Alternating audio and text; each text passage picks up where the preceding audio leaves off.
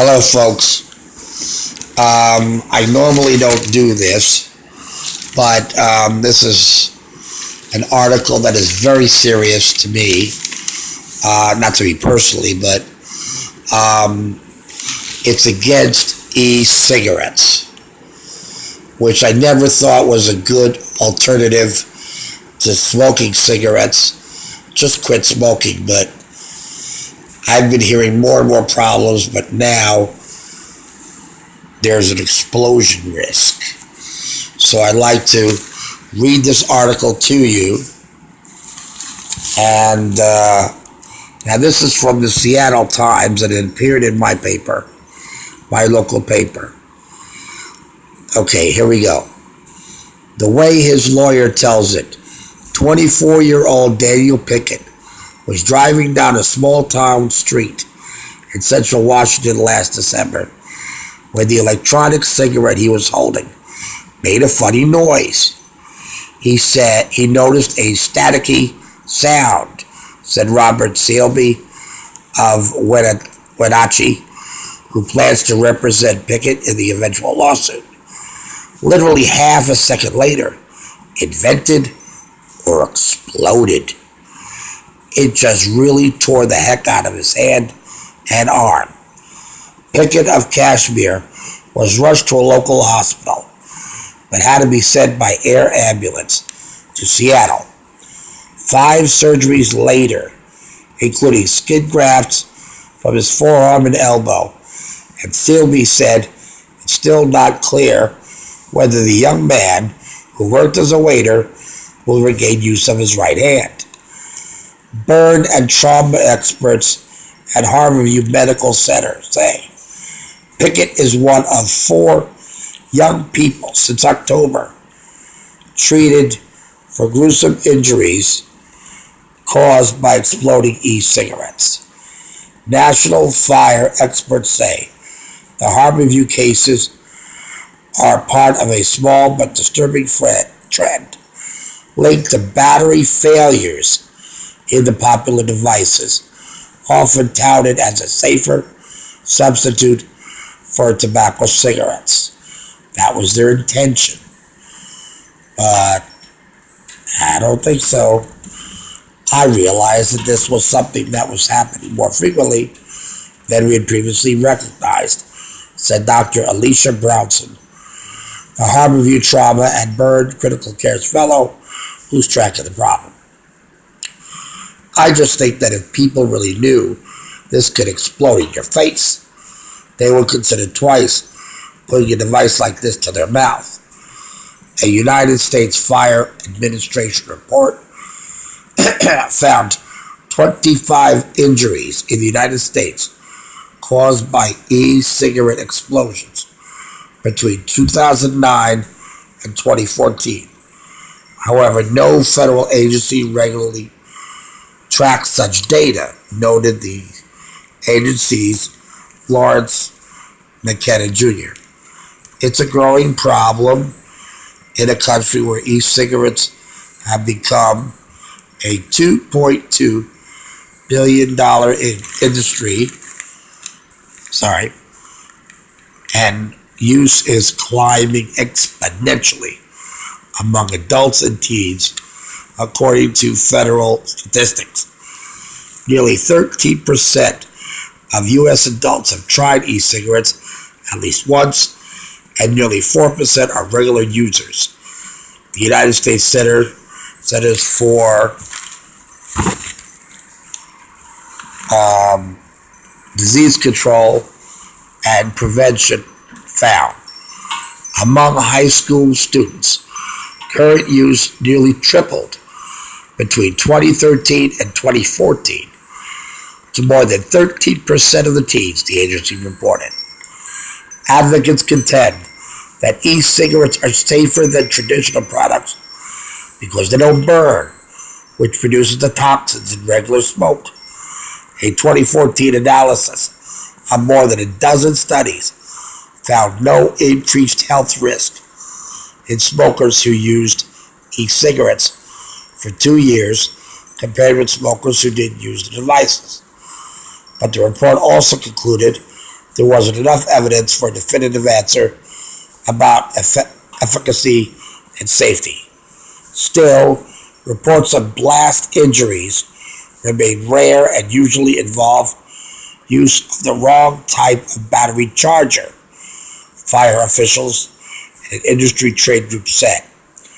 When charged and used under proper conditions, vapor products pose no more of a fire risk than cell phones and laptops that use similar lithium-ion batteries. Gregory Conley of the American Vaping Association said in an email. However, when vapor products are subjected to extreme conditions or used with unwrapped or damaged batteries, shorts can occur. It's not clear that Pickett and the other Harbor U victims could have done anything to prevent their injuries. The other patients treated at the burn center were holding devices to their lips when the e-cigarettes exploded. The blast caused, you listening, babe? The blast caused such severe injuries that Brownson's voice grew tight as she described them. They had not only burns to the face, but significant oral and tissue damage, she said. The incidents raised new questions about the devices, which are sold nearly 500 brands, and with nearly 8,000 flavors. I wonder if some of them are cherry or mint or chocolate. Or maybe peppermint. I don't know. Take them off the market. Yeah. A 2014 study found. Yeah. Previous controversy has centered on whether the devices actually help smokers stop or cut down on the use of traditional cigarettes, and on reports of poisonings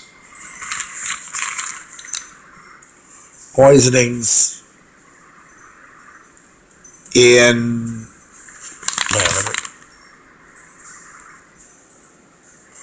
young children who accidentally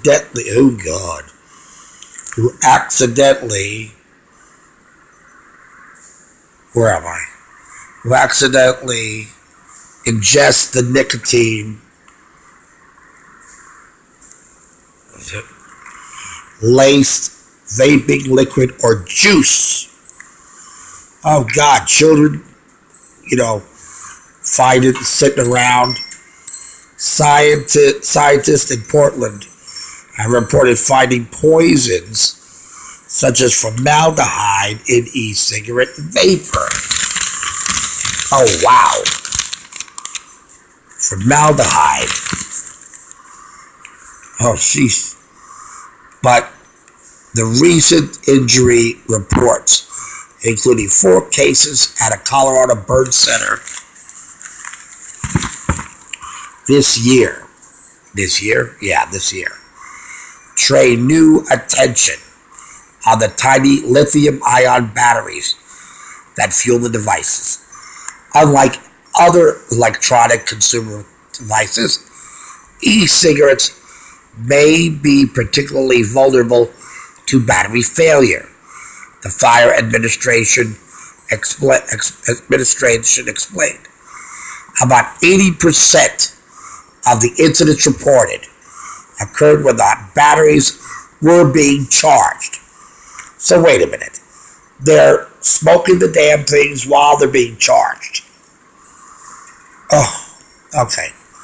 When the battery seal ruptures, the pressure within the e-cigarette cylinder builds quickly and instantly ruptures, usually at the end, the U.S. Fire Administration report said. As a result of the battery and container failure, one or the other or both can be propelled across the room like a bullet or small rocket. Most e-cigarettes are not regulated by the U.S. Food and Drug Administration, though new rules to expand oversight have been proposed. Well, anything not regulated by the U.S. Food and Drug Administration, I will not touch. Idiots. No one else should. If it's not regulated by the U.S. Food and Drug Administration. And finally, to state the batteries used in the devices aren't regulated at all.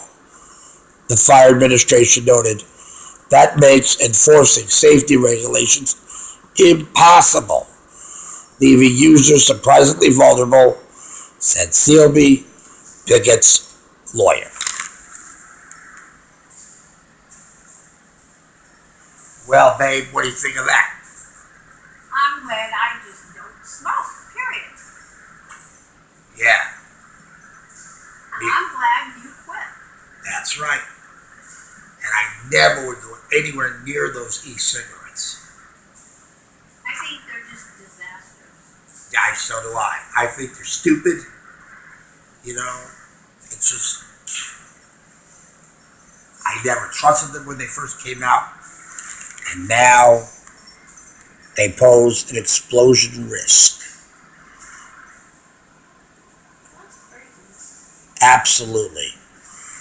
Well, folks, okay, that's that article. Thank you for listening. I hope I make a difference somehow. Okay, bye.